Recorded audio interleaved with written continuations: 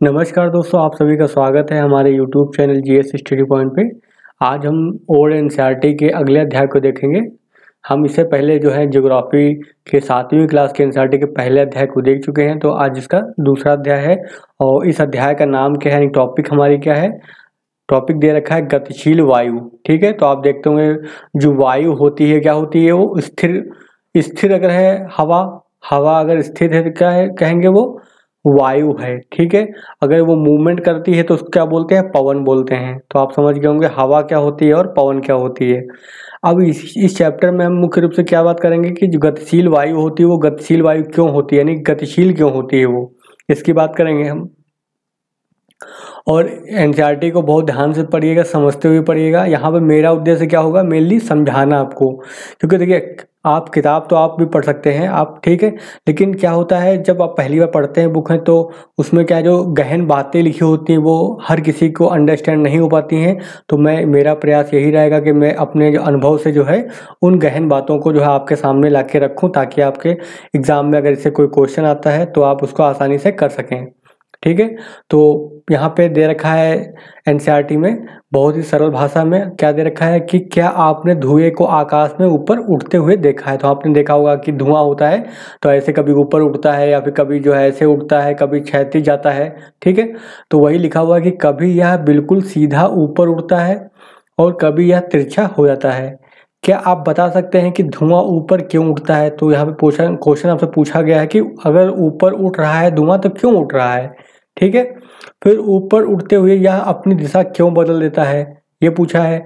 आइए इन प्रश्नों के उत्तर खोजने की कोशिश करें। यानी हम इस चैप्टर में जो हम बात करेंगे तो आपको पता चल जाएगी कि हवा यानी जो वायु होती है वो वायु कैसे मूव करती है, यानी कि एक स्थान से दूसरे स्थान कैसे चलती है। इसका आपको आंसर मिल जाएगा इस चैप्टर के पढ़ने के बाद। अब लिखा हुआ आप जानते ही हैं कि वायु क्या है, नन्हे नन्हे अणुओं से मिलकर बनी है जो लगातार क्या है सभी दिशाओं में घूमते रहते हैं। तो आपको पता है जो वायु है, वायु में क्या है एटम से मिलकर बनी हुई होती है और एटम जो होते हैं हर दिशा में गतिशील होते हैं।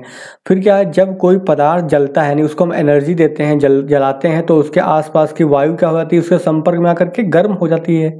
ठीक है, मान लो आप लोग कोई लकड़ी जलाते हैं, कोयला जलाते हैं, तो उसके आसपास की जो हवा होगी वो क्या हो जाएगी, उसके संपर्क में यानी कोयले या फिर लकड़ी के संपर्क में आने पर वो गर्म हो जाएगी ना, क्योंकि लकड़ी या फिर कोयला है वो जल रहा है।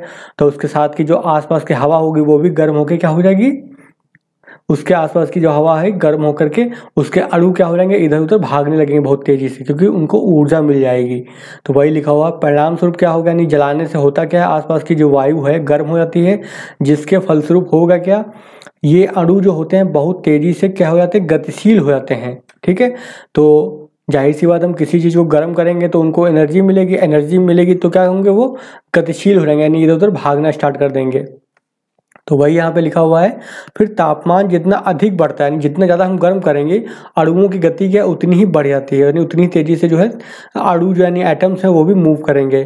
फिर क्या इसके अलावा क्या तापमान बढ़ने से इन अणुओं के बीच की दूरी भी बढ़ जाती है, यानी जो अणु मान लो पहले इतनी इनके बीच की दूरी थी, अब उनको एनर्जी मिल गई है तो क्या करेंगे, एक अणु यहाँ पहुँच जाएगा, एक अणु यानी यहाँ, इनके बीच की दूरी कितनी हो जाएगी, इतनी हो जाएगी, यानी कि उनके अणुओं के बीच की दूरी बढ़ जाती है और वो क्या हो जाएंगे, एक दूसरे से दूर हो जाएंगे। ठीक है, चलिए आगे देख लेते हैं क्या लिखा है। तो वही लिखा है एक दूसरे से वो अलग हो जाते हैं क्योंकि बहुत एनर्जी हो गई है।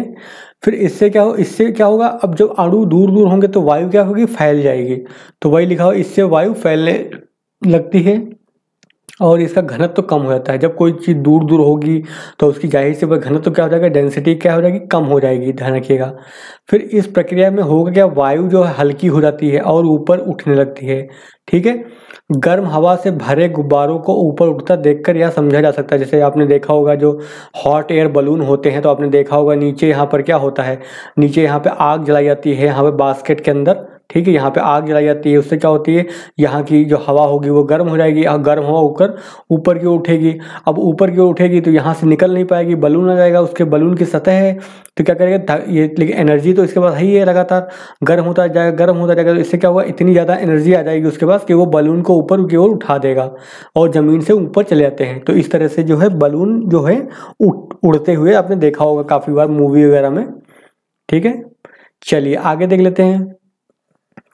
फिर दे रखा है कि इसके विपरीत, तो दूसरी कंडीशन क्या दे रखी है, ठंडी वायु जो है, तो हमने अभी देखा गर्म वायु क्या करती है, ऊपर की ओर उठती है, ठीक है। इसके विपरीत ठंडी वायु क्या होगी, हमेशा नीचे की ओर बैठेगी, क्योंकि उसका घनत्व तो ज़्यादा हो जाएगा। और कोई किसी भी वस्तु का अगर घनत्व ज़्यादा है, डेंसिटी ज़्यादा है, वो नीचे की ओर बैठेगी, और जिसका घनत्व कम होगा वो हमेशा ऊपर की ओर उठेगा। तो वही ध्यान रखिएगा। तो वही लिखा है, इसके विपरीत ठंडी वायु क्या है, सघन है और भारी होती है, इसलिए यह क्या है, नीचे की ओर उतरने लगती है। जबकि गर्म जलवायु क्या है, ऊपर उठती है, आपने अभी देख लिया, ठीक है। फिर क्या, धुआं किसी पदार्थ के जलने पर निकलता है। आपको पता है जब धुआं कैसे निकलेगा, लकड़ी जलाएंगे तभी तो निकलेगा। तो ऐसे में क्या हुआ, यह ऊपर उठते हुए तब देखा जा सकता है जब पवन बिल्कुल नहीं होते, यानी हवा नहीं चल रही होती है, तब धुआं कैसे उठेगा, ऊपर की ओर सीधे उठेगा। परंतु अगर पवन के धीमी गति से भी चलने की स्थिति में धुआं पवन के बहने की दिशा में मुड़ जाता है। मान लो धुआं ऊपर उड़ रहा था और पवन ऐसे चल रही है, तो इसके प्रभाव में धुआं भी ऐसे थोड़ा ऐसे चलने लगेगा, ठीक है। फिर पवनें क्या है और इनके चलने का क्या कारण है, ये एक प्रश्न आपसे पूछा गया है। ये अपनी दिशा क्यों बदल देती हैं, यानी पवनें जो होती हैं वो अपनी दिशा क्यों बदलती हैं। इन सभी प्रश्नों का उत्तर देने के लिए हमें वायु के बारे में अधिक जानने की आवश्यकता है, यानी कि इस चैप्टर को हम और आगे पढ़ेंगे। चलिए आगे देख लेते हैं। और बहुत ही आसान भाषा में एनसीईआरटी में समझाया जाता है, आपको आसानी से चीज़ें समझ में आ जाएंगी। फिर क्या दे रखा है, आगे दे रखा है ये कि यद्यपि जो है हम वायु को नहीं देख सकते हैं, ठीक है। तो वही दे रखा है, यद्यपि हम वायु को नहीं देख नहीं सकते हैं, लेकिन क्या है, यह स्थान घेरती है। आपको पता है जो वायु जो है वो स्थान को घेरती है, तथा इसमें भार भी होता है, यानी भारी भी होती है, यानी वेट होता है उसका कुछ है। मान लीजिए कि आप चित्र आगे दिखाया जाएगा, उसमें विधि से जो है वायु के दो स्तंभों को तोल सकते हैं, यानी कि हमको ये सब पढ़ने की जरूरत नहीं है, हमको तोलना तो है नहीं वहाँ पर कुछ, तो लेकिन ये तोला जा सकता है, ठीक है। तो हमें जो यहाँ पे काम की बातें हैं बस वही पढ़ेंगे, बाकी तो हमको नहीं पढ़ना है, ठीक है। चलिए आगे देख लेते हैं। अब यहाँ पे देखिए ये चित्र बना हुआ है, यहाँ पे दिखाया गया है कि कैसे जो है वायु दाब को जो है हम मापते हैं, यानी कैसे माप सकते हैं। तो एक में गर्म वायु यहाँ पे भरी हुई है और इस वाले में ठंडी वायु भरी है। इसके बाद में दिखाया गया है कि कैसे उसको मापा जाता है। तो हमें यहाँ पे कुछ नहीं पढ़ना है, हमें बस ध्यान रखना है कि वायु दाब को कैसे मापा जाता है। तो हमें ध्यान रखना है कि वायु दाब को हमेशा कैसे मापते हैं। तो वायु दाब को जो मापने के लिए जो है बैरोमीटर का इस्तेमाल करते हैं। तो हमेशा क्वेश्चन पूछा जाता है कि वायु दाब को नापने के लिए किस मशीन का यानी किस उपकरण का इस्तेमाल किया था, तो बैरोमीटर। तो इस चीज़ को आप ध्यान रखिए, ठीक है। तो वही लिखा हुआ है कि आजकल वायु दाब को नापने के लिए एक दूसरी तरह के वायु दाब मापी यंत्र का उपयोग होता है, तो हमको पढ़ने की जरूरत नहीं है, ठीक है। चलिए आगे देख लेते हैं। आगे जो इम्पोर्टेंट हमारी बात है वो कहाँ पे मिलेगी, आगे हमारा यहाँ पे दे रखा है इम्पोर्टेंट बात कि वायुमंडल जो है, तो वायुमंडल दाब जो है ऊंचाई या तुंगता, तुंगता का मतलब क्या होता है, एल्टीट्यूड। एल्टीट्यूड का मतलब समझिए ऐसे, ये मतलब पृथ्वी हो गई, ठीक है ना। ये चेंज कर देता हूँ मैं कलर। और यहाँ पे कोई व्यक्ति खड़ा है, तो इससे जैसे जैसे ऊंचाई बढ़ती है तो इसको क्या बोलते हैं, तुंगता, ठीक है। कितनी ऊंचाई पर है कहने का मतलब, ठीक है। तो इसको हिंदी में क्या बोलते हैं, तुंगता, और इंग्लिश में क्या बोलते हैं, एल्टीट्यूड। तो आप इंग्लिश में याद कर लीजिए, आसानी से याद हो जाएगा, एल्टीट्यूड। एल्टीट्यूड का मतलब क्या हुआ, जो सतह है पृथ्वी की उससे कितनी ऊंचाई पर है कोई चीज़, उसको बोलेंगे एल्टीट्यूड। तो आप आई होप आप समझ गए होंगे। तो यही पे लिख रखा है कि वायुमंडल जो है दाब, वायुमंडल जो दाब होता है, यानी कि जो वायु के द्वारा जो दाब लगाया जाता है उसको बोलते हैं कि वायुमंडल दाब। तो वायुमंडल दाब जो है ऊंचाई या फिर तुंगता के बढ़ने के साथ साथ क्या है, घटता रहता है। तो ध्यान रखिए, कभी भी स्टेटमेंट में पूछा जाए कि क्या वायुमंडल दाब जो है ऊंचाई या फिर तुंगता यानी एल्टीट्यूड के बढ़ने के साथ साथ घटता रहता है, बिल्कुल सही स्टेटमेंट है। यानी कि यहाँ पर अगर मान लो पृथ्वी पे यहाँ पे खड़े हैं, यहाँ पे कोई व्यक्ति खड़ा है, तो यहाँ पे अगर मान लो अगर इसका कुछ वायुमंडल का दाब है, यहाँ पर 1 बार है मान लो, ठीक है। तो यहाँ पे क्या हो जाएगा, और कम हो जाएगा, यानी कि हो सकता है कि 0.5 हो जाए, और ऊपर जाएंगे तो 0.2 हो जाएगा, और ऊपर जाएंगे तो 0 हो जाएगा। यानी कि जब वायुमंडल के बाहर निकल जाएंगे तो वहाँ पे कितना हो जाएगा, 0 बार हो जाएगा। बार क्या मात्रक है वायुमंडलीय दाब का मापने का। तो आप समझ गए। तो यहाँ से एक बात क्या निकल करके आई कि जैसे जैसे हम ऊंचाई पर जाते हैं वैसे वैसे वायुमंडल दाब में क्या होती है, कमी आती है। फिर वायुमंडलीय दाब जो है समुद्र तल पर सबसे अधिक होता है, यानी कि सरफेस, यानी कि अगर आपसे पूछा जाए कि वायुमंडल का जो दाब है सबसे अधिक कहाँ पे मिलेगा हमें, तो हमारा आंसर क्या होना चाहिए, समुद्र तल, यानी कि सी लेवल जो है वहाँ पर वायुमंडलीय दाब सबसे अधिक होता है। फिर ऊंचाई बढ़ने के साथ वायु की मात्रा और उसका घनत्व क्या होता है, कम होता है। तो हमने ये भी देखा था अभी कि जैसे जैसे हम ऊंचाई पर जाएंगे तो क्या होगा, उसका जो ऊंचाई पे जाएगा तो घनत्व क्या हो जाएगा, कम हो जाएगा। तो ये ध्यान रखना है आपको कि ऊंचाई के बढ़ने के साथ साथ वायु दाब की मात्रा, वो वायु का घनत्व जो है वो कम हो जाता है। फिर ऊंचे पर्वत हो गए और यहाँ पर पाई जाने वाली वायु जो है इतनी विरल है, विरल का मतलब बहुत ही कम डेंस है, यानी कि बहुत दूर दूर है, कहने का मतलब इतनी विरल हो जाती है कि सांस लेना भी मुश्किल हो जाता है। तो आप लोगों में से अगर कोई लोग पहाड़ी क्षेत्रों में घूमने के लिए गए होते हैं या फिर रहते हैं तो उनको पता होगा कि वहाँ पे जो है सांस लेने में दिक्कत आती है बहुत ऊंचाई पर। क्यों? क्योंकि वहाँ पे वायु की मात्रा बहुत ही कम हो जाती है। इसलिए पर्वतारोही अपने साथ क्या ऑक्सीजन का सिलेंडर भी लेकर के जाते हैं। आपने देखा होगा मूवी वगैरह में जो पर्वतों पे चढ़ने वाले लोग होते हैं वो अपने साथ क्या लेके जाते हैं, पर्वत पे ऑक्सीजन के सिलेंडर को लेके जाते हैं ताकि वहाँ पे सांस ले सकें वो। फिर क्या है, जब पृथ्वी के स्थल और जल गर्म या ठंडे होते हैं, ठीक है, तो उनके निकट की वायु भी क्या होती है, गर्म या ठंडी हो जाएगी, जाहिर सी बात है। मान लो कोई पृथ्वी है, पृथ्वी का कोई सरफेस एरिया है ये, ठीक है, तो यहाँ अगर मान लो पानी भरा हुआ है तो पानी अगर है, पानी के ऊपर जो हवा होगी, जब पानी गर्म होगा तो हवा गर्म हो जाएगी, पानी ठंडा होगा तो हवा ठंडी हो जाएगी। ऐसे ही क्या है, स्थल भाग है मान लो, ठीक है, तो जब ये स्थल भाग गर्म होगा तो इसके ऊपर की हवा गर्म हो जाएगी, जब ठंडा होगा स्थल भाग तो ठंडा हो जाएगा हवा, इसके आसपास की जो हवा होगी। तो वही लिखा हुआ है। फिर वायु जो है उच्च दाब क्षेत्रों से निम्न दाब क्षेत्रों की ओर चलने लगती है, यानी कि ऐसे में क्या होगा, कहीं पर जो है ज़्यादा तापमान है तो यहाँ पे वायु दाब क्या हो जाएगा, ज़्यादा तापमान है, तापमान ज़्यादा होगा, यानी हवा कैसी होगी, गर्म हो गई तो यानी कि दाब यहाँ पे क्या होगा, लो प्रेशर, यानी कम है दाब, निम्न वायु दाब का क्षेत्र है। अब मान लो कोई क्षेत्र है वहाँ ठंडा है, बर्फ मान लो सपोज दैट है वहाँ पर, या फिर ठंडा है वो क्षेत्र, तो वहाँ पर क्या हो जाएगा, हाई प्रेशर हो जाएगा। और हवा हमेशा कहाँ चलेगी, हाई प्रेशर से चलेगी लो प्रेशर। तो इस चीज़ को ध्यान रखिएगा। तो वही यहाँ पे लिखा हुआ है, जब वायु जो है उच्च दाब क्षेत्रों से जो है निम्न दाब क्षेत्रों की ओर चलने लगती है, यह तब तक बहती रहती है, जो हवा है तब तक बहती रहती है जब तक वायु दाब के बीच का अंतर समाप्त नहीं होता है। यानी कि जब तक अंतर यानी बराबर नहीं हो जाएगा दोनों का वायु दाब, तब तक हवा चलती रहेगी।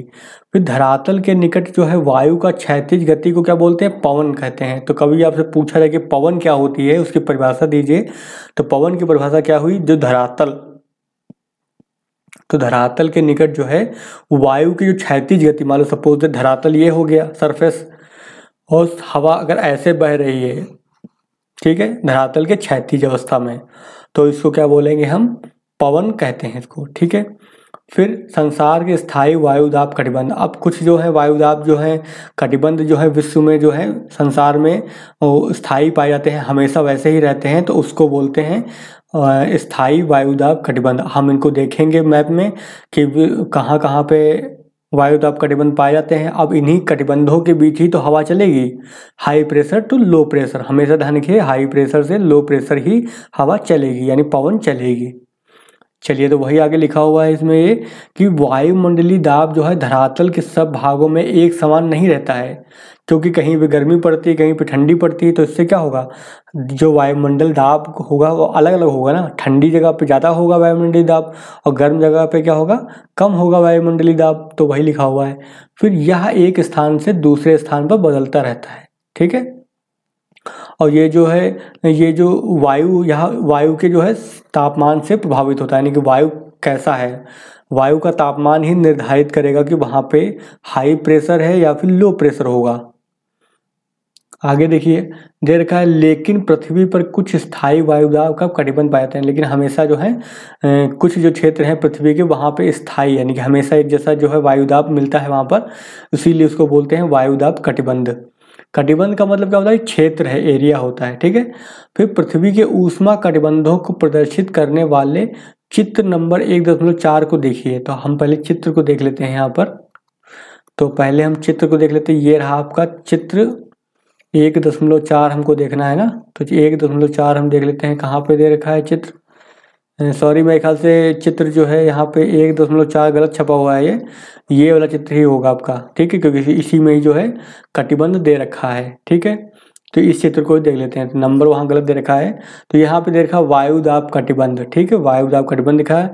या फिर इसको क्या बोलते हैं, भूमंडलीय पवनें संचार में जो है उच्च वायुदाब से निम्न दाब की ओर चलने वाली भूमंडलीय पवनों को देखिए, यानी यहाँ पे दिखाएगा वो।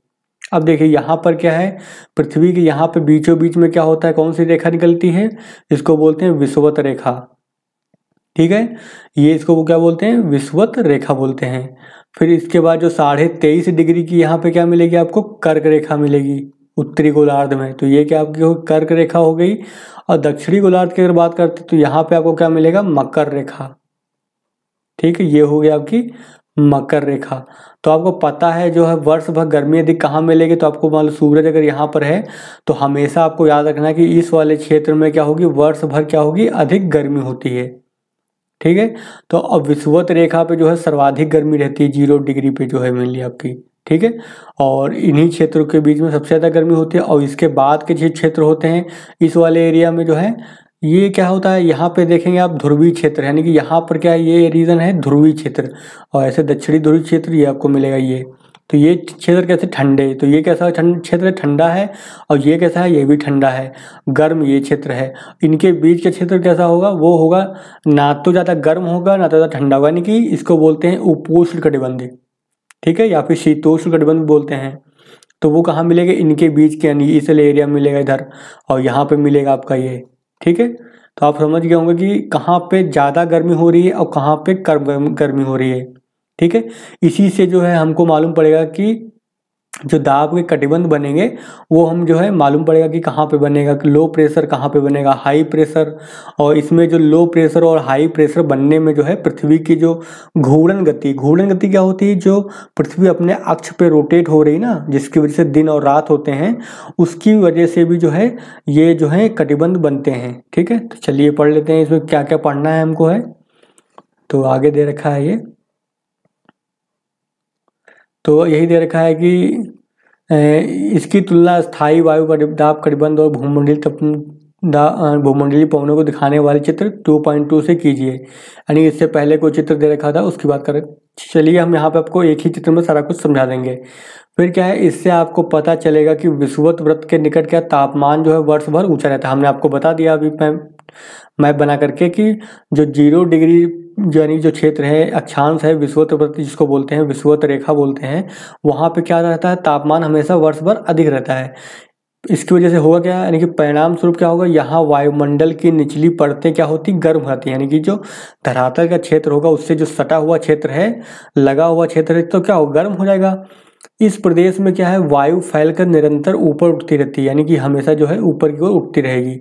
अतः जो इस प्रदेश में क्या बन जाएगा, निम्न वायुदाब कटिबंध बन जाएगा। क्यों, क्योंकि टेम्परेचर ज़्यादा है, यानी हाई टेम्परेचर हो गया तो लो प्रेशर हो गया, उल्टा होगा हमेशा, टेम्परेचर ज़्यादा तो प्रेशर कम, ठीक है। क्यों, क्योंकि ज़्यादा टेम्परेचर है तो गर्म हो गए ना, वहाँ के अणु जो होंगे हवा में, हवा के अणु गर्म होंगे तो क्या होंगे, वो बाहर की ओर फैलेंगे, आसपास की ओर भागेंगे, आसपास के क्षेत्र में। तो वायु गर्म होकर क्या होगी, फैलेगी तो क्या होगी, उसका घनत्व कम हो जाएगा, घनत्व कम हो जाएगा तो क्या होगा, वायुमंडल जो है वायु दाब क्या हो जाएगा, कम हो जाएगा। तो इसीलिए क्या बन गया, लो प्रेशर बन गया आपका, ठीक है। इसे विषुवती निम्न दाब कटिबंध या फिर विषुवत प्रशांत मंडल, या फिर इसको दूसरा नाम बोलते हैं डोल ड्रम्स। डोल ड्रम इसलिए बोलते हैं क्योंकि बहुत शांत क्षेत्र होता है, ठीक है, इसलिए बोलते हैं डोल ड्रम कहते हैं। तो आपको ये समझ में आ गया होगा, ठीक है। तो अब आपसे पूछा जाए कोई कि डोल ड्रम कहाँ मिलेगा, तो डोल ड्रम का क्षेत्र कहाँ मिलेगा आपका, डोल ड्रम का क्षेत्र मिलेगा 0 डिग्री के आसपास का क्षेत्र। 0 डिग्री है, इसके आसपास मान लीजिए लगभग 5 डिग्री तक ये रहता है, 5 डिग्री इधर और 5 डिग्री इधर रहता है लगभग है, ठीक है। ये मोटा मोटा, ये तो स्थिति चेंज होती रहती है, जैसे जैसे सूरज की स्थिति चेंज होती है ये भी पेटी खिसकती रहती है आगे पीछे। तो इस चीज़ को ध्यान रखिएगा। तो ये कैसी हो गई, लो प्रेशर, यानी निम्न वायुदाब का ये क्षेत्र बन गया आपका, ठीक है। तो ये आपको, ये पेटी आपको क्लियर हो गई होगी। और ऐसा क्यों बनता है, क्योंकि जो सूरज की किरणें हैं उसकी वजह से ये गर्म हो जाता है धरातल, धरातल से गर्म होने से क्या होगा, धरातल के साथ जो वायु होगी वो भी गर्म होकर के ऊपर की ओर उठेगी और इससे क्या बन जाएगा, निम्न वायुदाब का क्षेत्र बन जाएगा ये, ठीक है। तो ये आपको समझ में आ गया होगा। चलिए आगे देख लेते हैं। फिर बोला है कि इसके विपरीत जो उत्तर तथा दक्षिण ध्रुवों के प्रदेश वर्ष भर बहुत ठंडे रहते हैं। तो हमने आपको बताया ये वाला क्षेत्र जो हो गया और जो उत्तरी ध्रुव है वो वाला जो क्षेत्र हो गया, दोनों क्या रहते हैं, वर्ष भर बहुत ही ठंडे रहते हैं वो। ठीक है, तो अब ठंडा रहेगा, ठंडी होगी वायु तो कैसी हो जाएगी, भारी हो जाएगी। तो वही लिखा है कि वायु वो भी बहुत ही ठंडी हो जाती है, यानी कि जो क्षेत्र यानी वहाँ का जो धरातल है वो ठंडा है, तो इसके संपर्क में जो हवा होगी वो भी क्या होती है, ठंडी हो जाती है। ठीक है, यह सघन और भारी होती है। ठंडी वस्तु होगी तो क्या होगी, सघन हो जाएगी, डेंस हो जाएगी, और भारी यानी हैवी। इसलिए क्या है, वायु वहाँ इकट्ठी होती रहती है। इससे क्या दोनों ध्रुवों के चारों ओर क्या है, ध्रुवीय उच्च वायुदाब कटिबंध बन जाते हैं। तो हमने देख लिया ध्रुवों पे कौन सा मिलता है कटिबंध, तो ध्रुवीय उच्च दाब यानी हाई प्रेशर बेल्ट मिलेगी। समझ गया। फिर नीचे उतरती हुई वायु जो है धरातल के निकट पहुंचकर जो है विषुवत वृत्त की ओर बहने लगती है। तो इसका मतलब क्या हुआ, मान लो ये सरफेस है, मतलब ये धरातल बना हुआ, ये 0 डिग्री है और ये ठंडा वाला एरिया है। जब हवा जो है ऊपर से ये मान लो वायुमंडल की जो ठंडी हवा है नीचे की ओर बैठ रही है ऐसे, अब बैठ गई, अब उसके बाद क्या होगी, इधर जो है लो प्रेशर है आपका ये। ठीक है, तो हवा कैसे बहेगी, ऐसे इधर की ओर चलने लगेगी धरातल के। ठीक है, ऐसे इधर की ओर मूव करने लगेगी।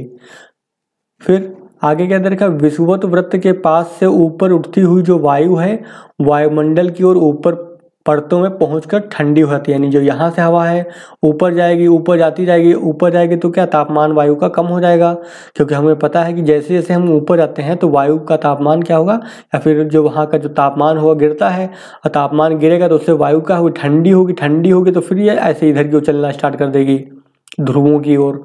ठीक है, तो वही लिखा हुआ है, पहुँच के ठंडी हो जाती है और ध्रुवों की ओर चलने लगती है।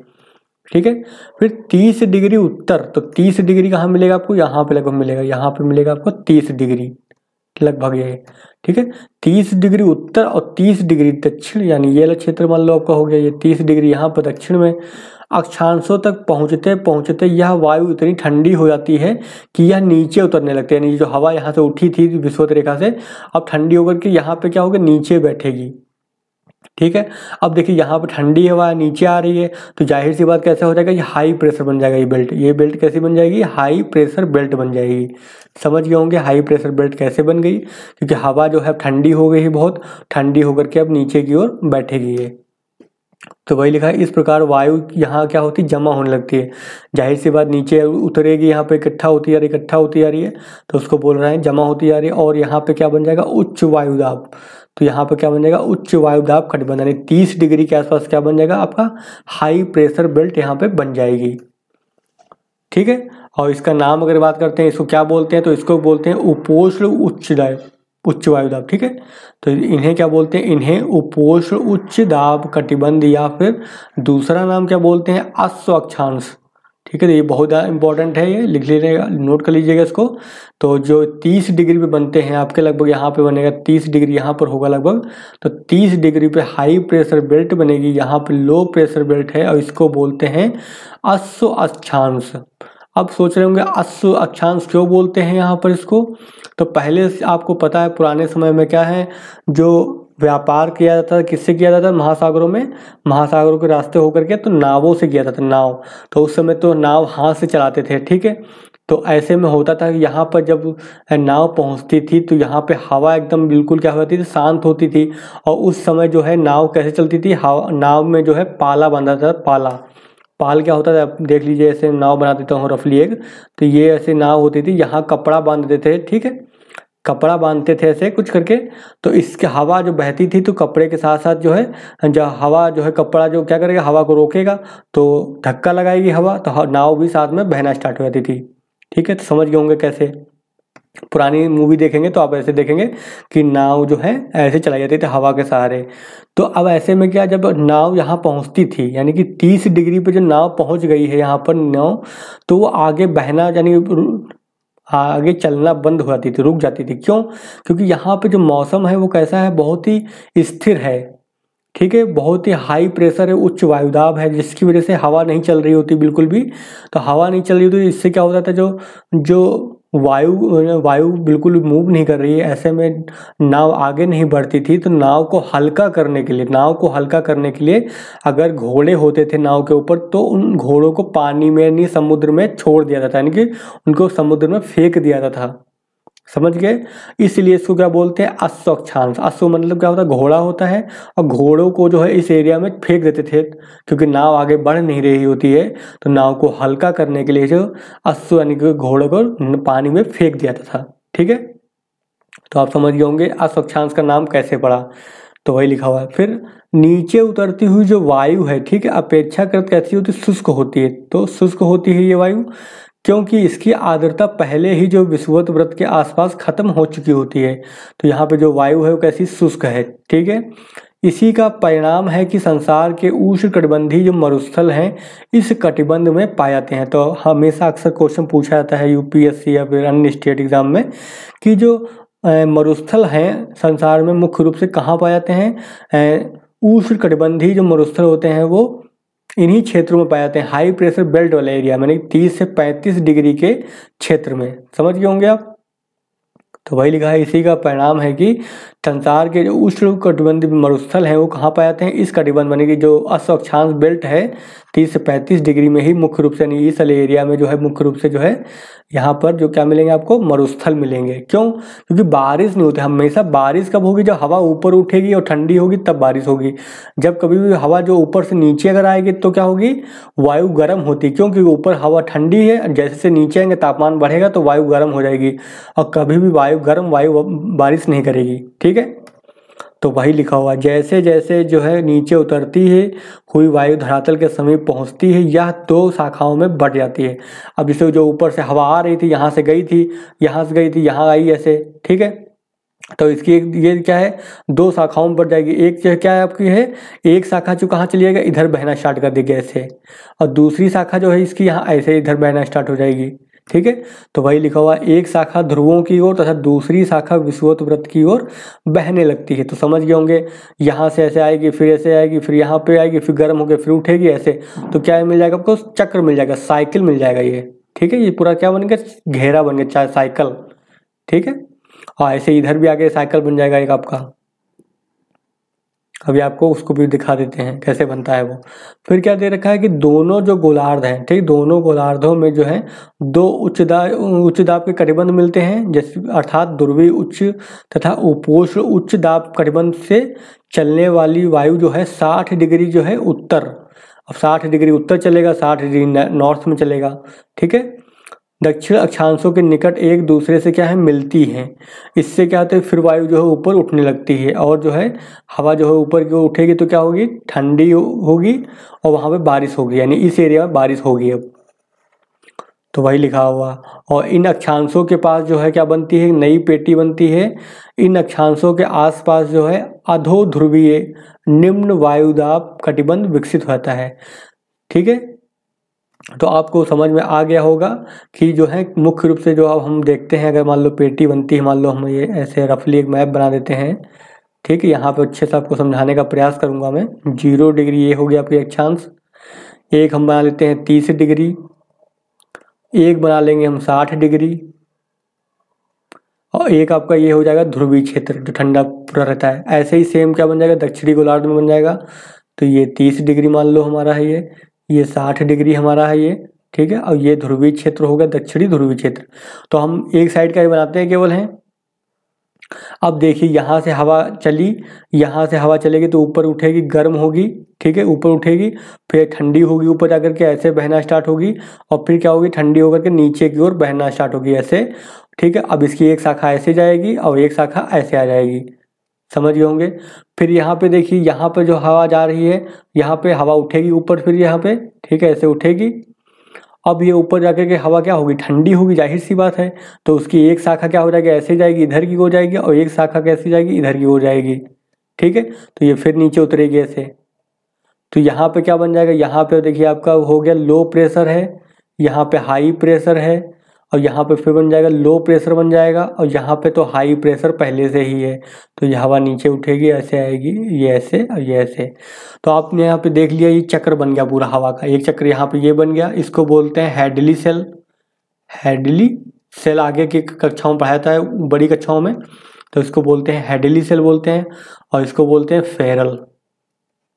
ठीक है, तो ये हो गया फेरल सेल हो गया, और ये हैडली सेल हो गया, और इसको क्या बोलते हैं, ध्रुवीय सेल, ध्रुवीय पेटी। तो आपको यहाँ पे क्या कटिबंध मिले, एक कटिबंध लो प्रेशर का मिला, एक हाई प्रेशर का मिला, फिर लो प्रेशर मिला, फिर हाई प्रेशर मिला। सेम ऐसे यहाँ पर बन जाएगा, हाई प्रेशर बनेगा, लो प्रेशर बनेगा और हाई प्रेशर बनेगा। ठीक है, अब आपको आई होप पूरा डाउट क्लियर हो गया होगा, अच्छे से समझ में आ गया होगा हवाएं जो कटिबंध हैं वो कैसे बनते हैं, लो प्रेशर हाई प्रेशर क्यों बनते हैं और उनके बीच हवाएं कैसे चलती हैं, उनकी दिशा क्या होती है। अब आपको ये चीज़ें समझ में आ गई होंगी। कभी भी इससे कोई क्वेश्चन संबंधित क्वेश्चन आएगा, अब उसको आप करने में सक्षम होंगे अगर आपने अच्छे से वीडियो समझा हुआ है ये तो। ठीक है, चलिए अब आगे बढ़ते हैं। आगे हमारा जो टॉपिक दे रखा है संसार के जो है स्थायी पवनों के कटिबंध। ठीक है, जो संसार की जो स्थायी पवनें चलती हैं इनको बोलते हैं स्थायी पवन। को दूसरा नाम क्या बोलते हैं, एक तो नाम बोलते हैं सनातनी पवनें बोलते हैं, दूसरा नाम है ग्लोबल पवनें बोलते हैं। ठीक है, तो ये होती क्या है, स्थायी पवन उसको बोलते हैं जो वर्ष भर चलती रहती हैं, जिनकी दिशा में परिवर्तन नहीं होता है, वर्ष भर एक ही दिशा में चलती हैं, उसको क्या बोलेंगे हम, स्थायी पवन बोलेंगे। तो वही लिखा, वर्ष भर एक निश्चित दिशा में चलने वाली पवनों को सनातन या स्थायी या भूमंडलीय पवनें कहते हैं। भूमंडलीय पवनें जो है कितनी है, 3 है। तो 3 पवनें हैं। कभी भी आपसे क्वेश्चन पूछा है कि भूमंडलीय पवनें कितनी है, 3 है। और ये वर्ष भर संसार के उच्च दाब कटिबंधों से जो है निम्न दाब कटिबंधों की ओर निरंतर चलती रहती हैं। फिर ये पवनें हैं, इनका नाम क्या है, सन्मार्गी पवनें बोलते हैं, या फिर इसको बोलते हैं सन्मार्गी का दूसरा नाम है व्यापारिक पवनें। ठीक है, इनका दूसरा नाम क्या है सन्मार्गी पवनों का, व्यापारिक पवनें। फिर क्या है, पछुआ पवनें बोलते हैं, इसको इंग्लिश में बोलते हैं वेस्टर्ली विंड्स। और तीसरी जो है वो ध्रुवी पवनें हैं। तो आपको पता चल गया होगा नाम से कि कहाँ कहाँ चलेंगी ये। ठीक है, फिर मानसून भी क्या है, भूमंडलीय पवन तंत्र का ही एक अंग है, लेकिन इनका स्वरूप थोड़ा भिन्न है। तो हम मानसून पवन जो होती हैं वो थोड़ा अलग होती हैं, उनको हम बाद में जो है देखेंगे कि कैसे वो बनती हैं।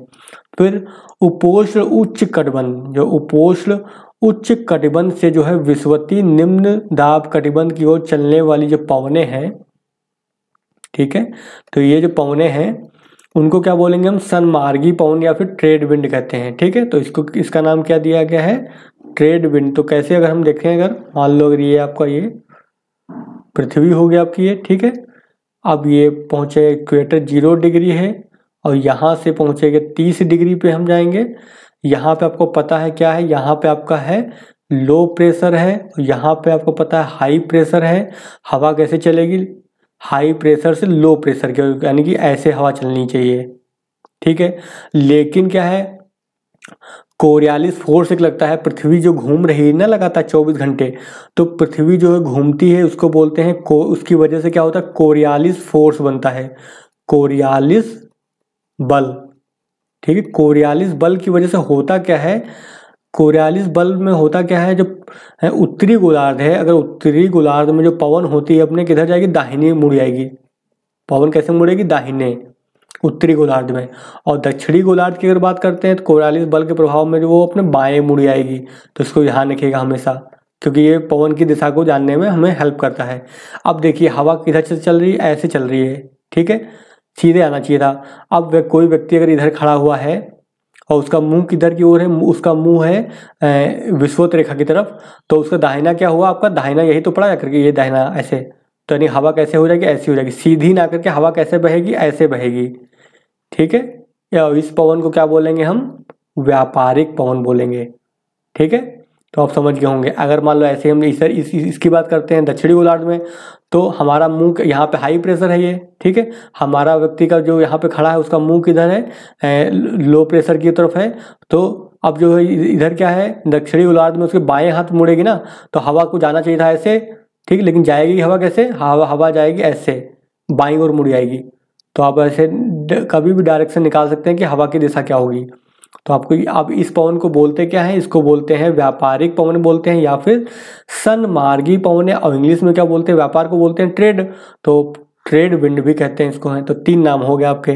ठीक है, चलिए आगे देख लीजिए, यहाँ पे लिखा हुआ है कि अंग्रेजी शब्द जो ट्रेड है लैटिन भाषा के ट्रेड शब्द से बना है, और ट्रेड शब्द का अर्थ क्या है, अपरिवर्तनीय दिशा। ठीक है, ये पवनें क्या हैं, उष्ण कटिबंध में चलती हैं, यानी गर्म वाले क्षेत्रों में चलती हैं। उत्तरी गोलार्धों में ये पवनें जो हैं उत्तर पूर्वी दिशा से तथा दक्षिणी गोलार्ध में क्या है, दक्षिण पूर्वी दिशा से चलती हैं। यानी आपने ऐसे देखा ना, हमने हवाएं चल रही हैं ऐसे, ठीक है। ये मान लो इक्वेटर है, ये विषुवत रेखा। तो इसकी अगर बात करते हैं तो कैसी हवा चल रही है, उत्तर पूर्व से आ रही है ना, उत्तर। लेकिन आपको मान लो ये अगर डायरेक्शन का देखते हैं तो इधर नॉर्थ होगा, यानी उत्तर हो गया, इधर दक्षिण हो गया, इधर पूरब हो गया आपका, और इधर पश्चिम हो गया आपका। ये तो ये डायरेक्शन आ रही है, ऐसे हवा आ रही है। तो इसका मतलब क्या है, ये पूरब हो गया, ये उत्तर हो गया, इनके बीच में आ रही है, इसका मतलब उत्तर पूर्व दिशा बोलेंगे इसको। फिर इसकी बात कर लेते हैं, ये वाली हवा की बात कर लेते हैं। ये पूरब है, दक्षिण है, तो किसको क्या बोलेंगे हम, दक्षिण पूर्वी हवा, ठीक है। फिर दिशा में बहती है ये हो गया। अब अगली जो दूसरी पवन है वो कौन सी है, पछुआ पवन है। तो पछुआ पवनें कहाँ पे चलेंगी अब आप फिर से आइए मैप में। पूरा मैं मैप के माध्यम से आपको समझाने का प्रयास कर रहा हूँ, आई होप आपको अच्छे से समझ में आ जाएगा। तो ये 30 डिग्री हो गया, ये 0 डिग्री हो गया आपका, और यहाँ पे मिलेगा आपको 60 डिग्री, ठीक है। अब 60 डिग्री यहाँ पे आपको पता है ये लो प्रेशर का एरिया है ना, ठीक है। और यहाँ पे क्या आपका हाई प्रेशर का एरिया है। अब हवा कैसे चलेगी, हाई प्रेशर से लो प्रेशर चलेगी, यानी ऐसे चलेगी। लेकिन वही कोरियालिस बल की वजह से क्या हो जाएगी, ये ऐसे मुड़ जाएगी इधर की ओर, दाहिनी ओर मुड़ेगी ना, अपने दाहिनी ओर मुड़ जाएगी इससे। तो आप यहाँ पे खड़े हैं और मुंह आपका किधर है, ध्रुव की तरफ, यानी उत्तर की तरफ मुंह आपका है। तो आपका दाहिना क्या पड़ेगा, दाहिना आपका ऐसे ही पड़ेगा। तो अब देखिए ये हवा जो है कैसे लग रही है, इधर पश्चिम है ना इधर आपके, तो लगेगा कि पश्चिम से चल रही हवा है, इसीलिए इसका नाम ही रख दिया गया पछुआ, ठीक है। क्योंकि यहाँ पे जैसे जैसे हम इक्वेटर विषुवत रेखा से ध्रुव की ओर जाते हैं, कोरियालिस बल ज़्यादा वो हो जाता है, मानी कि कोरियालिस बल की ज़्यादा इफेक्टिव होता है, बहुत ही ज़्यादा लगता है कोरियालिस बल, जिसकी वजह से ये पूरी पश्चिम से चलती हुई हवा दिखाई देगी हमको, ये कोरियालिस बल के कारण, ठीक है। तो लिखा ये उपोष्ण उच्च दाब कटिबंध से अधो ध्रुवी निम्न दाब कटिबंध, यानी इसकी बात हो रही है लो प्रेशर की और उच्च हाई प्रेशर की बात हो रही है, चलती हैं। उत्तरी गोलार्ध में ये पवनें जो हैं दक्षिण पश्चिमी दिशा है। तो देखिए पश्चिम यहाँ पे है, दक्षिण यहाँ पर है, तो आपको लगेगा ना कि ऐसी चल रही हवाएं हैं, ठीक है, दक्षिण पश्चिम। तथा दक्षिणी गोलार्ध में अगर देखेंगे तो उत्तर पश्चिम से चलती हुई दिखाई देंगी आपको ये, ठीक है। तो अगर आप यहाँ पे बनाएंगे जब ये, तो यहाँ पे आपका क्या हो जाएगा, लो प्रेशर हो जाएगा, और यहाँ पर क्या आपका है, हाई प्रेशर हो जाएगा। हाई प्रेशर से हवा चलेगी ऐसे और बाईं ओर मुड़ जाएगी वो आपके, ठीक है। तो यहाँ पे जो हवा दिखाई देगी हमको, दिखाई कैसे देगी कि उत्तर पश्चिम से, यानी कि उत्तर आपका ये हुआ ना, नॉर्थ होगा आपका, और ये साउथ हो गया आपका। तो उत्तर पश्चिम से हवा जो है चलती हुई आपको दिखाई देगी। क्यों, क्योंकि आपका आप यहाँ पे खड़े हैं, यहाँ पर आपका फेस इधर की ओर है, यानी दक्षिणी ध्रुव की ओर है, और बाईं ओर जो है ये क्या हो जाएगी, झुक जाएगी एकदम, ठीक है। जिसकी वजह से जो हवा जो कैसी चल जाएगी, तो आपका जो है बायां कैसे पड़ेगा, बायां ऐसे ही तो पड़ेगा, तो आपका जो डायरेक्शन दिखाई देगा वो ऐसे दिखाई देगा, हाई प्रेशर से लो प्रेशर की ओर ऐसे जो है दिखाई देगा कि इधर की ओर हवा चल रही है, यानी कि उत्तर और पश्चिम से आ रही है ना, उत्तर पश्चिम बोलेंगे इसको हम। तो उत्तर पश्चिम दिशा से चलती हुई दिखाई देगी। चलिए अब आगे देख लेते, ध्रुवीय पवनों की बात कर रहा है। तो ध्रुवीय पवन क्या होगी, यहाँ पे आप देखिए, दूसरे कलर से कर देता हूँ मैं आपको समझ में आने के लिए। तो यहाँ पे आपका क्या है, ध्रुवीय क्षेत्र हो गया आपका, ये हाई प्रेशर का एरिया हो गया, ठीक है। यहाँ पर भी ऐसे ही होगा, हाई प्रेशर का एरिया होगा। अब देखिए यहाँ पे लो प्रेशर है, यहाँ पे हाई प्रेशर है, हवा कैसे चलेगी, हाई प्रेशर से लो प्रेशर, यानी ऐसे चलनी चाहिए, ठीक है। तो फिर क्या यही होगा, फिर यहाँ पर क्या होगा, हवा दाहिनी ओर अपने डिफ्लेक्ट हो जाएगी, दाहिनी ओर मुड़ जाएगी हवा, क्योंकि कोरियालिस बल की वजह से। तो हवा कैसे चलना स्टार्ट होगी, ऐसे ये चलेगी ऐसे हवा, क्योंकि आप ऐसे खड़े हैं इधर की ओर मुंह करके हुए, तो आपका दाहिना हाथ इधर पड़ेगा, तो दाहिनी ओर क्या हो जाएगी, झुक जाएगी, यानी मुड़ जाएगी, तो ऐसी चलेगी।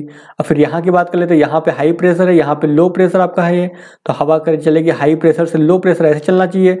फिर यहाँ बाईं ओर मुड़ेगी तो ऐसे मुड़ जाएगी इधर, ठीक है। तो यही खेल है, बस यही। आप अगर आपको ये मैप समझ में आ गया है तो आप आसानी से समझ सकते हैं कि कैसे पवनें चलती हैं, जो सनातनी पवनें होती हैं वो कैसे चलती हैं। और कभी भी उनकी दिशा पूछी जाए कि पछुआ पवनों की दिशा क्या है, सन्मार्गी पवनों की दिशा क्या है, ध्रुवीय पवनों की दिशा क्या है, आप तुरंत मैप बना करके, चित्र बना करके आप निकाल सकते हैं कि उनकी दिशा क्या है। याद करने की कोई जरूरत नहीं आपको है, बस आपको तरीका पता होना चाहिए, ठीक है। चलिए आगे देख लेते हैं। आगे यही दे रखा है कि ध्रुवीय पवनें, ये पवनें ध्रुवीय उच्च दाब कटिबंध से अधो ध्रुवीय निम्न दाब कटिबंध की ओर चलती हैं। फिर उत्तरी गोलार्ध में ये पवनें जो हैं उत्तर पूर्वी दिशा से, तथा दक्षिणी गोलार्ध में पवनें दक्षिण पूर्वी दिशा से चलती हैं। तो हमने आपको पूरा चित्र में बना के दिखा दिया कि कैसे चलती हैं ये।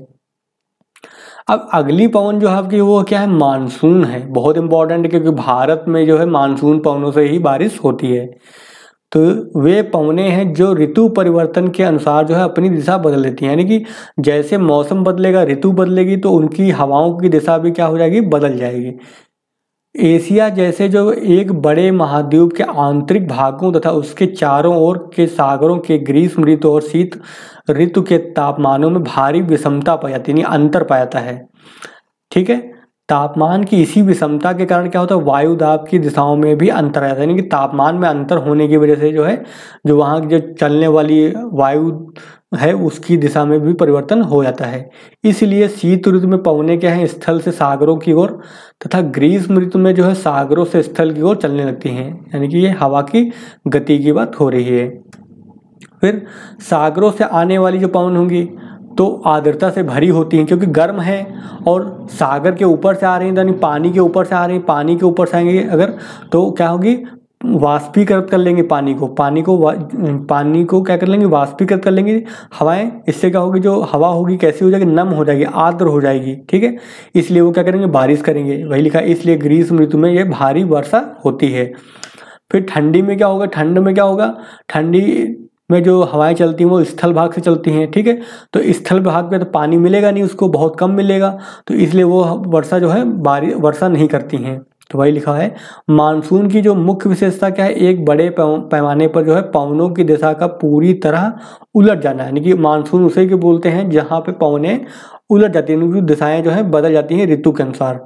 फिर मानसून का संबंध जो है मुख्य रूप से जो है एशिया महाद्वीप, तो जो एशिया महाद्वीप है वहीं से जुड़ा हुआ है। ठीक है, क्योंकि यहाँ जो है इसकी प्रकृति स्पष्ट दिखाई देती है, नहीं दिखाई देता है स्पष्ट रूप से कि कैसे जो है पवनें जो है ऋतु के अनुसार परिवर्तित होती हैं। लेकिन दुर्बल मानसून दक्षिण पश्चिमी संयुक्त राज्य अमेरिका, यानी इस एरिया में, यानी कि जो यूएस का जो क्षेत्र है दक्षिण पश्चिमी एरिया है जो, ठीक है, ऑस्ट्रेलिया हो गया और अफ्रीका और दक्षिण अमेरिका के कुछ भागों में पाए जाते हैं, यानी वहाँ पर भी जो है मानसूनी पवनें चलती हैं, कहने का मतलब। ठीक है, अब हम आपको इसको एक मैप के माध्यम से सिखाएंगे आपको कि कैसे चलती हैं पवनें। तो पहले जो है हम आपको जो है वर्ल्ड पूरा ये मैप बना लेते हैं, अर्थ का थोड़ा बड़ा सा। ठीक है, क्योंकि आपको मैप में अच्छे से समझ में आ जाएगा एक बार। तो ये हो गया आपका 0 डिग्री हो गया, और यहाँ पे क्या मिलेगा आपको, कर्क रेखा, यानी कि 23.5 डिग्री पे आपको कर्क रेखा मिलेगी। अब हम भारत का अगर एग्जाम्पल देते हैं तो आपको पता है कि भारत जो है उसका आधा हिस्सा जो है यहीं पर जो है कर्क रेखा के इधर है, ऐसे भी मिलता है आपको। ठीक है, ये तो मान लो आपका ये भारत हो गया, रफली मैं बनाया है। एक्चुअली यहाँ पे मैं बनाते इतना अच्छा बनता नहीं है क्योंकि, ठीक है, ऐसे मान लो रफली में बन गई है।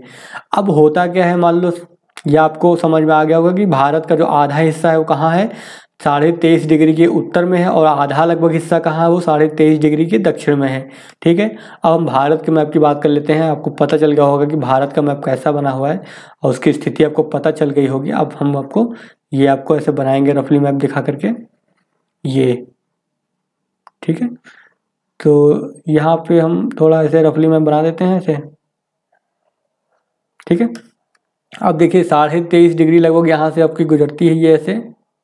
ठीक है, अब यहाँ पे देखिए जब पवनें जो होंगी चलेंगी ठंड में, यानी अभी बात करते हैं शीत ऋतु में, तो शीत ऋतु में हवाएं कैसे चलेंगी, तो शीत ऋतु में क्या होगा, अब देखिए सोचिए, तो शीत ऋतु में होगा क्या, ठंडी में क्या होगा, धरातल बहुत ठंडा हो जाएगा, ये एरिया कैसे ठंडा हो गया। ठीक है, और पानी की खास बात क्या होती है, वो पानी देर से गर्म होता है और देर से ठंडा होता है। तो इसके कंपेयर में ये जो महासागर का क्षेत्र है, हिंद महासागर का क्षेत्र है, तो ये क्या होगा, ठंडा एरिया है, और ये क्या है इसके कंपेयर में, इसके सापेक्ष रूप से गर्म है। तो हवाएं कैसी चलेंगी, गर्म एरिया है तो गर्म एरिया में क्या होगा, लो प्रेशर होगा, और यहाँ ठंडा एरिया हाई प्रेशर होगा। ठीक है, तो हवाएं कैसे चलेंगी, हाई प्रेशर से चलेंगी हवाएं लो प्रेशर की ओर। तो ये हवाएं चल रही कहाँ से आ रही हैं, हवाएं स्थल भाग से आ रही ना, ये स्थल भाग से आ रही हैं ऐसे। ठीक है, तो हवाएं ऐसी चलेंगे तो स्थल भाग से आएंगी, तो बारिश करेंगी, नहीं करेंगी। बारिश तभी होगी जब हवाएं कहाँ से आए, गर्म होनी चाहिए हवाएं, और कैसी होनी चाहिए, आर्द्र, यानी कि उनमें नमी होनी चाहिए। अभी हवा कैसी, ठंडी हवा है और उनमें नमी भी नहीं है। अब हम बात कर लेते हैं ग्रीष्म काल की, गर्मी में। अब गर्मी अगर आ गई, गर्मी आ गई तो क्या होगा, जो इसको थोड़ा हम साफ कर लेते हैं। अब गर्मी आ गई मान लो अगर, ठीक है, इसको हटा लेते हैं हम पुराना। अब देखिए गर्मी आ गई मान लो, अब गर्मी आएगी तो क्या होगी, ये कस के गर्म हो जाएगी, धरातल भाग क्या हो जाएगा, गर्म हो जाएगा तेजी से, तो ये गर्म हो गया। लेकिन पानी है ना तो जल्दी गर्म होता है ना ठंडा होता है, इसकी तुलना में पानी कैसा रहेगा, ठंडा हो जाएगा अभी इसके कंपेयर में। अब ठंडा पानी है तो यहाँ पे प्रेशर कैसा होगा, हाई हो जाएगा, ये गर्म है तो लो प्रेशर हो जाएगा। अब हवा कैसे चलेगी, हाई प्रेशर से लो प्रेशर, यानी ऐसे हवा चलना स्टार्ट हो जाएगी, ठीक है। अब देखिए हवा कैसी है, यहाँ पे देखेंगे ये हवाएं कहाँ से आ रही हैं, हवाएं आ रही हैं समुद्र के ऊपर से आ रही हैं, बंगाल की खाड़ी, सॉरी अरब सागर से आ रही है ना, तो अरब सागर से यहाँ पर आपका है, ये अरब सागर के ऊपर से आ रही है तो हवा आ रही है, तो इसमें क्या होगा, ये हवाएं नमी ले लेंगी। अब नमी ले लेंगी, हवाएं नमी लेंगी तो इसमें ऐसे में होगा कि यहाँ पे जो है तुरंत आके क्या करेंगी, बारिश करेंगी। तो भारत में जो मुख्य रूप से बारिश होती है, मानसूनी वर्षा होती है, वो कब होती है, ग्रीष्म काल में ही होती है, ठीक है। तो आई होप आपको समझ में आ गया होगा कि मानसून पवनें कौन सी होती हैं। तो मानसून पवनें वो पवनें होती जो अपनी जिनकी दिशाएं क्या है, ऋतु के अनुसार जो है परिवर्तित होती हैं। तो आपने देखा एक समय था ठंडी में हवाएं ऐसी चल रही हैं, ठीक है, ऐसी चलती हैं, और गर्मी हवाएं जैसे चल रही हैं ऐसे चल रही हैं, तो इसी को क्या बोलेंगे, मानसून वर्षा बोलेंगे, इससे होने वाली वर्षा को। और इन पवनों को क्या बोलेंगे, हम मानसून पवनें बोलेंगे। चलिए आपको समझ में आ गया होगा ये। अब देख लेते हैं आगे क्या है। अब अगला हमारा है, पढ़ना है हमें स्थानीय पवनें पढ़नी है, ठीक है। लोकल विंड उनको बोलते हैं, स्थानीय पवनों को इंग्लिश में बोलते हैं लोकल विंड। तो ये क्या है, भूमंडलीय पवनों के जो अलावा कुछ पवनें ऐसी भी हैं जो दिन या वर्ष की किसी विशेष अवधि में छोटे से क्षेत्र में चलती हैं, यानी कि पर्टिकुलर किसी भाग में चलती हैं, ठीक है, उसको बोलते हैं स्थानीय पवनें, क्योंकि किसी स्थान विशेष में चलती हैं केवल ये स्थानीय मौसम पर अपने स्वभाव के अनुसार क्या करती, गर्म करती हैं अथवा ठंडा प्रभाव डालती हैं, जैसी होंगी, यानी कि गर्म हवा होंगी तो गर्म करेंगी, और ठंडा होंगी तो ठंडा करेंगी मौसम। तटीय क्षेत्रों में समुद्र समीर तथा स्थल समीर जो है का चलना बड़ी सामान्य सी बात है। तो कभी भी अगर पूछा जाए कि समुद्र समीर कहाँ चलेगा, जाहिर सी बात समुद्र आसपास एरिया में चलेगा ना, तटीय क्षेत्र में। स्थल समीर भी वहीं पर चलती हैं, ठीक है। दिन के समय क्या है, स्थल समुद्र की अपेक्षा क्या होता है, गर्म होता है। अभी हम आपको बताएंगे आपको कि समुद्र समीर क्या होते हैं और स्थल समीर क्या होते हैं। अब देखिए समझने वाली बात है बस केवल। ये देखिए आप मान लो ये ऐसे है, यहाँ पे समुद्र का पानी भरा हुआ है ये, ठीक है। तो ये क्या हो गया, समुद्र हो गया आपका ये, और ये क्या होगा आपका स्थल भाग हो गया, ठीक है। अब देखिए सूर्य है मान लो यहाँ पे, यानी गर्म, यानी दिन का समय है, कब है, दिन है सॉरी। अब देखिए दिन में क्या होगा, दिन में कैसे गर्मी होगी, गर्मी में क्या होगा, तो ये स्थल भाग क्या हो रहा है, गर्म हो जाएगा, ठीक है। तो ये दिन में क्या हो जाएगा, स्थल भाग खूब गर्म हो जाएगा। अब गर्म हो गया तो यहाँ पे क्या हो जाएगा, लो प्रेशर हो जाएगा। अब इसकी तुलना में ये भाग कैसा, ठंडा है, ठंडा है तो क्या हो जाएगा, हाई प्रेशर हो जाएगा, ठीक है। हवा कैसे चलेगी, हाई प्रेशर से लो प्रेशर, ठीक है। हवा कैसे चलेगी, हाई प्रेशर से लो प्रेशर चलेगी। अब देखिए हवा जो यानी जो पवन होती है उसका नामकरण कैसे करते हैं, जहाँ से हवा चलती है उसी के नाम पे उसका नामकरण किया जाता है, उसका नाम रखा जाता है। तो समुद्र से चल रही है ना, अभी ये हवा कहाँ से आ रही है, समुद्र से आ रही है, और ये हवा कैसी होगी, ठंडी होगी, ठीक है। तो इसीलिए इसको क्या बोलते हैं, समुद्र समीर। तो आपको समझ में आ गया होगा समुद्र समीर कैसे बनती हैं, ठीक है। दिन के समय चलेंगी और समुद्र से स्थल की ओर चलेंगी, ठीक है। अब दूसरी कंडीशन क्या होती है, दूसरी कंडीशन ये हो गई, अब होगी रात, मान लो ये मान लो पानी भरा हुआ है ये, यानी ये समुद्र एरिया हो गया आपका, ठीक है, ये स्थल भाग हो गया। अब यहाँ पे हम निकाल लेंगे चांद को, तो चांद आ गया आपका, यानी रात का समय है। अब रात में क्या होगा, स्थल भाग जल्दी ठंडा होता है तो ये ठंडा हो गया, लेकिन पानी तो जल्दी ठंडा नहीं होता है तो ये गर्म रहेगा उसके कंपेयर में, यानी कि सब सापेक्षिक रूप से। हवा कैसे चलेगी, ठंडा यहाँ पे, यानी कि ये हाई प्रेशर हो गया, और यहाँ पे गर्म है, इसका मतलब लो प्रेशर हो गया। तो हाई प्रेशर से हवाएं चलेंगी लो प्रेशर की ओर, यानी अब कैसे चलेंगी, स्थल भाग से चल रही हवाएं कहाँ, समुद्र की ओर, तो उसका नाम क्या रख देंगे हम, समुद्र समीर। तो कैसी बन गई ये, समुद्र समीर। अब आपने देखा एक ही स्थान पे, यानी मान लो मुंबई वाला एरिया है, तो मुंबई में हमने क्या देखा, दिन में चल रही है समुद्र, सॉरी ये स्थल होगा यहाँ पर, सॉरी गलत लिख गया, ये स्थल है, स्थल समीर। तो हमने देखा दिन में मुंबई में क्या होगा, समुद्र समीर चलेगी तो वहाँ का जो मौसम होगा ठंडा ठंडा होगा। फिर रात में जाएंगे जब वहाँ पर, तो रात में जो है स्थल समीर चलेंगी, ठीक है, जो कहाँ से, स्थल भाग से समुद्र की ओर चलती हैं। तो आप समझ गए होंगे कि स्थल समीर कैसे चलती हैं और समुद्र समीर कैसे चलती हैं। वही आगे लिखा हुआ है कि दिन के समय जो है स्थल समुद्र की अपेक्षा जल्दी गर्म हो जाता है। स्थल के ऊपर की वायु भी क्या हो जाती है, गर्म हो जाती है और ऊपर उठने लगती है। इससे स्थल पर जो है निम्न वायुदाब क्षेत्र बन जाता है। समुद्र की अपेक्षाकृत ठंडी वायु स्थल के निम्न वायुदाब क्षेत्र की ओर चल पड़ती है, यानी हाई प्रेशर से लो प्रेशर की ओर। इसे ही क्या बोलते हैं, समुद्र समीर कहते हैं। तो वही जो मैंने बोला यहाँ पर है वही यहाँ पे बताया, लिख के बताया गया है, ठीक है। तो वही आगे दे रखा है। फिर रात के समय स्थल की तुलना में जो है समुद्र पर वायुदाब कम रहता है। इसके परिणाम स्वरूप क्या होता है, स्थल से जो है समुद्र की ओर पवनें चलने लगती हैं। इसे क्या बोलते हैं, स्थल समीर कहते हैं। तो आपको पता चल गया होगा स्थल समीर क्या है और समुद्र समीर क्या है। फिर आगे दे रखा है कि भारत के स्थानीय पवन का सबसे अच्छा उदाहरण क्या है, लू है। लू आपको पता होगा, जो उत्तर भारत है, यानी कि जो उत्तरी भारत जो क्षेत्र है, जो उत्तर प्रदेश बिहार ये सब जो आता है, यहाँ पर क्या है, गर्मियों में लू चलती है। यह कैसी, यह एक गर्म शुष्क और धूल भरी पवन है। राजस्थान वगैरह एरिया से लेकर के पूरा जो है उत्तर का भारत जो है वहाँ पे चलती है। यह भारत के उत्तरी मैदान में मई और जून के महीने में चलती है। इसी प्रकार क्या है, दक्षिणी फ्रांस की स्थानीय पवन क्या है, मिस्ट्रल, ठीक है। तो कभी भी पूछा जाए कि मिस्ट्रल जो पवन कहाँ चलती है, तो फ्रांस में चलती है। इसको नोट कर लीजिएगा, अक्सर पूछा जाता है लोकल विंड में, दे देता है सुमेलित कीजिए, तो लू कहाँ चलेगी, तो लू हमको सुमेलित करना है, भारत में चलती है। अगर पूछा जाए कि मिस्ट्रल कहाँ चलती है, तो मिस्ट्रल कहाँ चलेगी, आपकी फ्रांस में चलेगी, ठीक है। और भी बहुत सारी पवनें हैं, तो आगे आने वाले वीडियोज़ में हम गुरु देखेंगे। और यह अत्यंत कैसी, ठंडी है और शुष्क पवन है, जो यहाँ शीत ऋतु में चलती है, यानी ठंडी के समय वहाँ पे वो मिस्ट्रल जो है पवन चलती है। तो हमेशा ध्यान रखिए मिस्ट्रल कहाँ की है पवन, तो फ्रांस की है। तो यह रहा आज का वीडियो। आई होप आपको अच्छे से समझ में आ गया होगा। ये पूरा चैप्टर जो है समझने पे था, मेरा जोर जो है पूरा समझाने पे था। वीडियो लंबा हुआ जरूर, लेकिन समझाने का पूरा प्रयास किया गया है और आई होप आपको अच्छे से समझ में आ भी गया होगा। तो चलिए आज का वीडियो खत्म करते हैं, और वीडियो का पसंद आया तो वीडियो को लाइक करिएगा, कमेंट करके बताइएगा कि वीडियो कैसा लगा है, और चैनल पर नए हैं तो चैनल को क्या करेंगे, सब्सक्राइब कर लेंगे, ठीक है। और ये बताइए कि क्या हमको एक सीरीज को कंटिन्यू करना चाहिए, क्या इसके और आगे वीडियो आने चाहिए, आप इसको कमेंट के माध्यम से बताइए, ठीक है। तो चलिए आज का वीडियो फिर हम यहीं पे ख़त्म करते हैं, मिलते हैं फिर नेक्स्ट वीडियो में।